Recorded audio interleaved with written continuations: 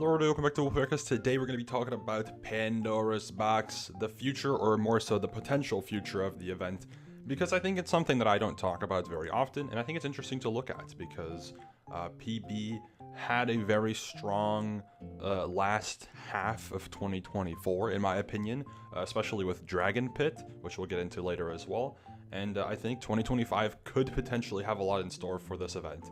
But I want to kind of just theorize, speculate, and analyze potentially what could happen. Also, if you're not aware of why this is a funny image, this is a meme, by the way, daily memes until blah, blah, blah, whatever. This is old, from like 2 months ago. Good meme. Yes, of course, this was quite the moment. Anyways, if you're not familiar, Pandora's Box is widely considered the third largest Minecraft event, and to some people is considered the best Minecraft event. Obviously, endless debate to be had there, but, you know, some people think it's the best, and that's totally valid. And this event is a little bit different compared to Block Wars and MCC, because it more so leans into the competitive side of things and really designs itself around competitiveness, whereas obviously Block Wars is kind of the opposite. It tries to be a bit more casual, or more so very much more considerate of the lower skilled and more chill players compared to the, you know, flip side of things. And MCC is more of a middle ground, trying to be competitive and non-competitive at the same time. However, that's your introduction for PB. You might have heard of PB or might not have heard of PB, depending on what bubble of content creation or Minecraft events you are in. But we'll get into why I think you should be paying attention to PB soon. First, to kind of look at the future of the event, I think one of the main things that is very important to look at, potentially, is the roster. I think this is the entire roster. I could be wrong. I didn't check the Discord. I just assumed that I know who's in there. There might be people in here on this list that aren't actually in the event, and I just thought that they were in the event. So just a heads up. All right, this is me trying to remember who was all in there. Either way, as of right now, the roster for PB is pretty interesting. You have a lot of popular, like, known high-skilled players across the event scene in this roster. Obviously, like Purpled, and you have like Higgles, and you have Kalen, and I'll just continue, you know, dragging them in.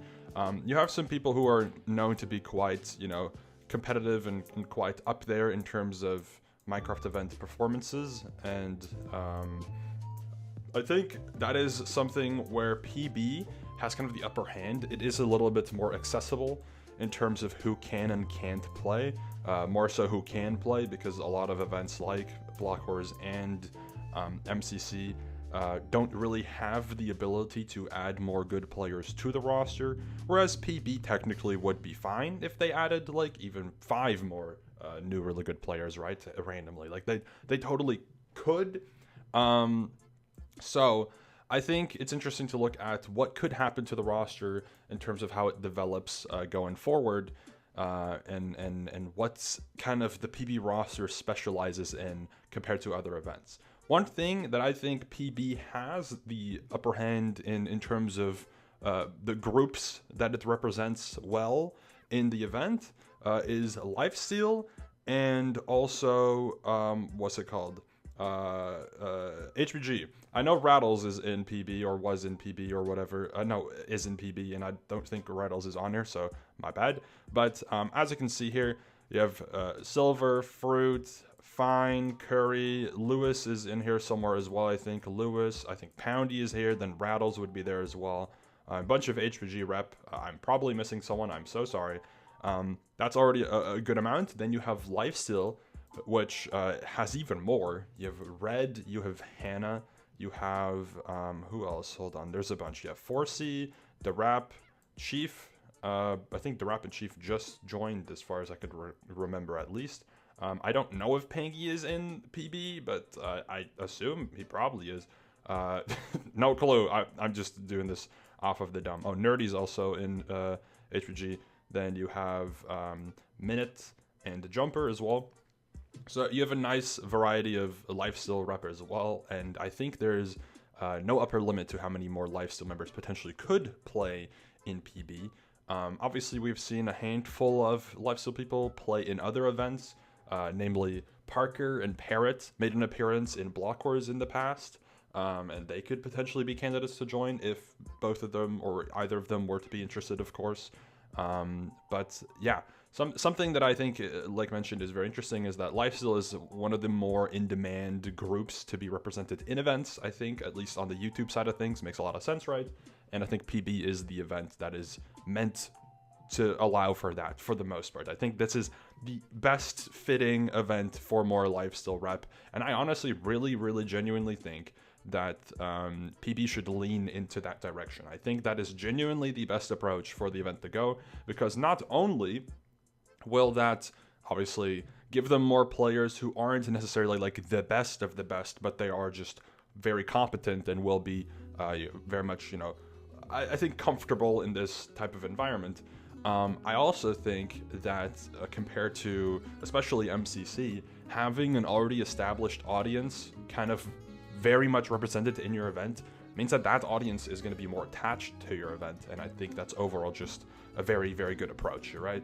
MCC has the Hermits, and a lot of the Hermit audience obviously is very much attached to MCC, and I think that's very good for MCC, and also very fun for the Hermit audience because some of their favorites will be in consistently. I think PB could be in that same vein, approaching the community aspect in terms of Lifesteal rep. I think that would be a very good idea.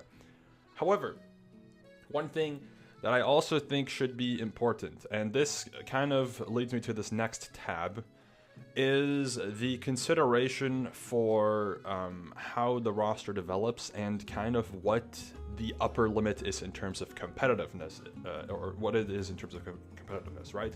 Because one thing that became kind of very apparent from feedback, post-event, etc., and I will say this now just to throw out a disclaimer, I didn't get a chance to watch this event. All the info and news I heard about this was either from the feedback channel in the player server or from talking to people post this event happening, because I was in an event during the time as well.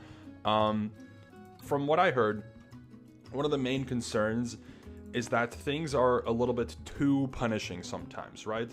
Something that some people will disagree on and agree on is that in terms of PvP games and how scoring is approached, some forms of scoring feel more valid than others. Obviously in a PvP game, you want to make sure that you reward people for fighting and dealing damage, etc. But there's also the flip side where you also want to make sure that, if someone manages to stay alive for a while, you want to reward them in that kind of way as well. And it's a very tough thing to properly balance. PB is kind of the first event to really experiment with PvP scoring, where they, for the most part, completely removed survival scoring, etc., and fully leaned into if you want to contribute PvP. And to an extent, that is a good thing, right? You're incentivizing people to be more aggressive. However, you don't really fully consider every type of player and how everybody approaches a game. And you're essentially making part of your entire event unplayable for part of your roster, because if someone isn't good at PvP, they cannot really contribute in a PvP game, right? That is mostly factual. It's going to be very difficult for them to contribute.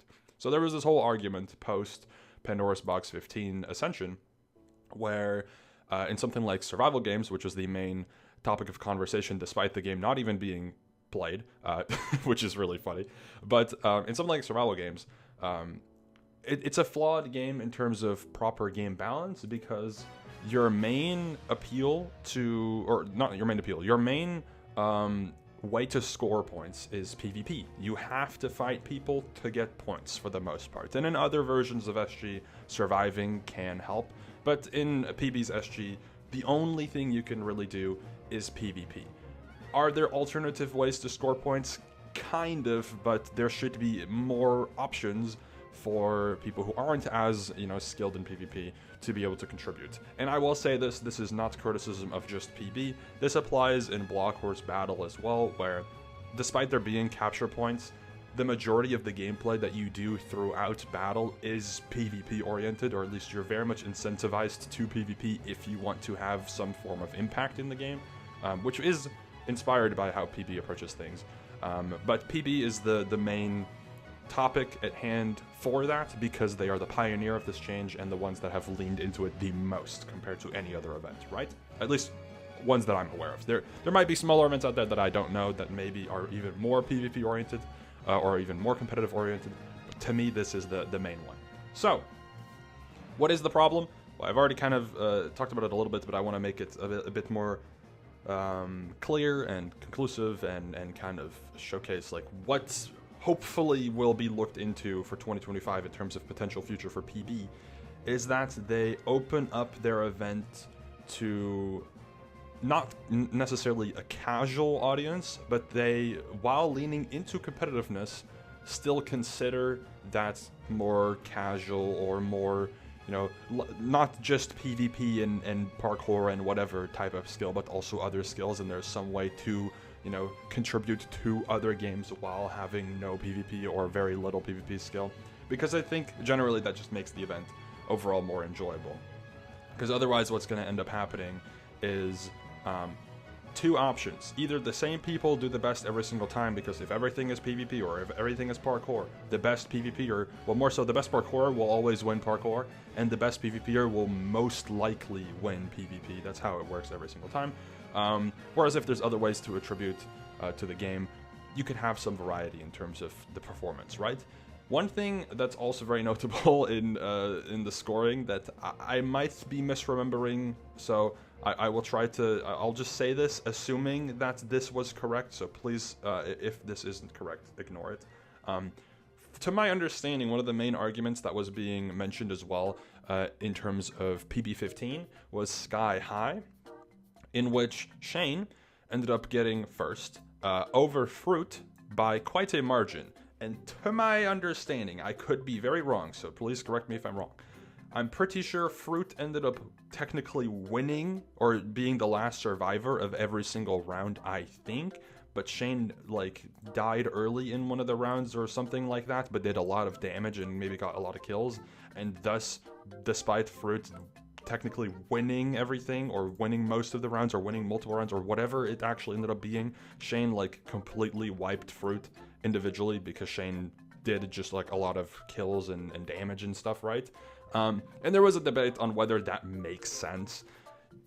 Should someone be able to kind of like kamikaze into a fight and fully swing and just deal a bunch of damage and then die like 25th place out of 32 and then still get first because they had that one like 30-second insane moment and the entire rest 4 or 5 minutes of the round they were not even playing? Very much debatable, right? Very much debatable on how that should work. Not something that I mean, there's a positive and a negative to both sides. You could apply this to, there's these types of arguments can be had about many other, you know, games as well, because, for example, should Sandwich be getting that many more points? I don't know what Sandwich did in Jumping Mad. I assume he's the only one who finished, possibly. Should that really be that much of a thing? Should you even have a pure parkour game? I don't know, debatable. Anyways, so in terms of PB, what I think the potential future could be, or what I hope the potential future could be for PB, is that the event becomes a little bit more, accessible in terms of variety of gameplay. Maybe we see a new team game that's not PvP or parkour oriented. For example, Minor Mania is sometimes considered a team game just because of the scoring, but at its core, you're PvPing for the majority of that game, so that's not really a team game. That's a PvP game with team scoring. So it would be nice if possible, of course, when PB has the option to add new games or whatever, to have more like non-PvP, non-movement, team-oriented gameplay that really allows some of the lower, maybe lower middle tier players to have a bit more impact, or at least feel like they have a little bit more impact.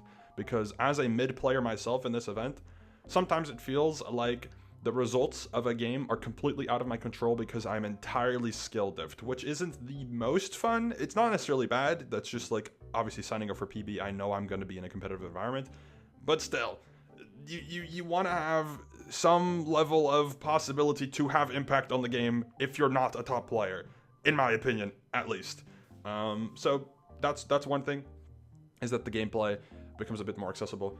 Secondly, I think in terms of roster, I really hope PB does end up having more popular creators or maybe more like different creators make an appearance in the event. I think there is potential, however, from experience, having an event kind of catapult itself from mostly community with a few creators to a full creator roster. It's difficult. When we did it for Block Wars, it was the first ever moment that something like that happened, and we had a lot of issues or a lot of difficulty with properly building a roster. PB already has a somewhat pretty established roster, but still has that struggle of properly building a roster because it is very new and it's very fresh, and you're going to have to convince creators that they want to play in this for the most part, right? Or at least advertise your event properly to new people who aren't already aware. And it'll be interesting to see what happens to the roster. I really hope that more Lifesteal members end up joining because I think that would be very interesting. And yeah, I also think that it would be very nice if maybe there were a few more like proper lower tier players in the event. I don't necessarily think they need like actual bad Minecraft players in the roster, right? I don't think that's necessary. But I feel like with PB, what you often see end up seeing in the event, that kind of is a bit of a difficulty for balancing, is that the bottom 3 or 4 will be players that are like considered actual lower skilled players, and then right above will be someone that's like 20th average in MCC or Block Wars, right? Like right in the middle, and you're like, wow, that person's like bottom 5 here, which that like gap in between like actual lower skill player and like not actual lower skill player needs to be like a little bit smaller. So it'd be nice if there maybe was a bit more people to have there. Obviously not something PB can actively do, but it's just something that I hope ends up happening for them. And also one thing that I think would be very interesting, and this is kind of a last tab idea, is similar to how PB Dragon Pit was kind of an experimentation for PB and what you could consider a non-canon or a spin-off PB, I think PB could do something similar to Rookies. However, not Rookies copy-paste, just invite a bunch of VTubers. Rookies in the sense that for PB, the adaptation would be, instead of having a bunch of really high skill players and then some mid players, etc., blah, blah, blah, whatever, you just have a bunch of like good and mid players. You eliminate the top end and the bottom end. You just have like the top end being just like the, you know, Kel Awesomes and whatever, and the bottom end being like respectfully like Anthos potentially. You just have the mid and high tier players, but not the top players, where like some of the best players in the roster could be like Curry and Boblu, and then some of the worst players in the roster could be like Ghosty or like Poundy or something, right? I'm just spitballing. I don't know who actually is properly the like mid and the top, but that's kind of the idea that I think could be really interesting for PB to approach for once, as like a spin-off, because I know that benching every single top player and then having to add a bunch of new people is more of a Rookies approach than it is a regular event approach. So that's why I'm saying that it could be an interesting approach, maybe to do like a Rookies-esque thing for PB, where it is just no top frags and no bottom frags, just mid, but like high tier mid and low tier mid and mid whatever, right? That whole batch together, just to kind of see how differently it feels. Because like mentioned, something like Jumping Mad, of course someone like Sandwich Lord is always going to win or always going to do well, and like Kaylin and whatever, right? They're always going to do have a very exceptional performance in these types of games. Put a different roster in there and you're going to get some very interesting leaderboards across the board, in my opinion. I think that would be the result. Also, because one of my favorite experiences with PB is something like PB14, where I had a team that I would consider a mid team in terms of like, we didn't have a proper top frag, but we didn't have a proper bottom frag either. It's just like 4 guys that are like good, but they're not like really good or meh, they're like good. And I think that makes for a really interesting experience. And I think it'd be interesting for other players as well. Finally, though, Dragon Pit should be mentioned. I was going to make a separate video out of this, but I'll probably still make a separate video. Kind of, at least. Dragon Pit, would that happen again? I've spoken to Danny Picacho about this, and I will not be revealing, obviously, everything that he said because that is private information. But I wouldn't expect another Dragon Pit to happen anytime soon. Even more so, not this year, or at least I would be very surprised if there was a Dragon Pit in 2025, mostly considering the amount of effort that goes into making an event like this, and kind of how much of a higher scale event it actually ended up being. However, I do think it'd be very interesting to see PB explore other potential like spin-offs or non-canons or whatever you want to call it, like mentioned with the rookies thing. That's very simple. Or maybe something where instead of a full Dragon Pit event, they have like a quarter of a Dragon Pit event sprinkled across a regular event to kind of, you know, give it a bit of extra glam, glam it up a little bit to make it look a little bit more special, I guess, right? That's the idea, though. Let me know your thoughts on what you think PB will do going forward, and what I said in the video. As per usual, I kind of was all over the place, but I think what I mentioned is to an extent accurate, or at least relevant to mention in terms of the future of PB and what could happen and what is important for them to look at to really be able to grow, you know, exponentially going into 2025 and maybe even 2026, depending on how far ahead you want to look. Anyways, thank you for watching, and I'll see you later. Goodbye.